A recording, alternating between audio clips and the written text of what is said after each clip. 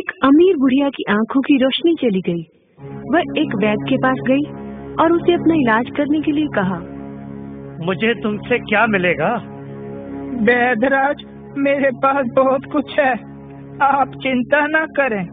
अगर मेरी आंखें ठीक हो गई तो मैं आपको उचित इनाम दूंगी, परंतु यदि मुझे दिखाई नहीं दिया तो मैं आपको कुछ नहीं दूंगी। ठीक है, मुझे मंजूर है। मैं कल से आपके घर आकर इलाज शुरू कर दूंगा। वैद्य ने इलाज तो शुरू किया, परंतु उसके घर पड़े अच्छे साजो सामान से उसमें लालच आ गया। बुढ़िया को दिखता तो था नहीं, उसने घर से एक एक कर सारा सामान चुरा लिया। अब तो उसने बुढ़िया के घर जाना ही छोड़ दिया था, परंतु भगवान के घर देर है अंधेर नहीं। अचानक बुढ़िया की आंखें एक दिन ठीक हो गईं।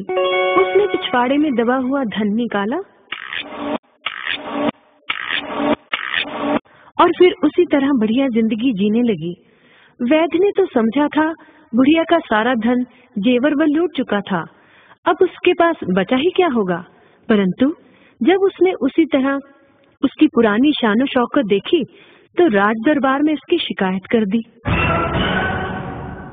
राज दरबार में बुढ़िया ने माना, मैंने कहा था कि मेरी आंखें ठीक हो गई तो मैं वैद्यराज को इनाम दूंगी, परंतु मुझे तो कुछ दिखाई ही नहीं दिया, तो इनाम का।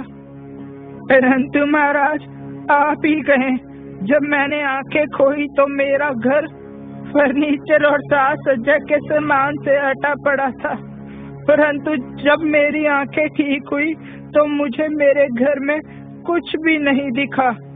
जब मुझे कुछ भी नहीं दिखा, जहाँ तक कि एक बर्तन भी नहीं दिखाई दिया, तो ये कैसे कह सकते हैं कि मेरी आंखें ठीक हो गई हैं?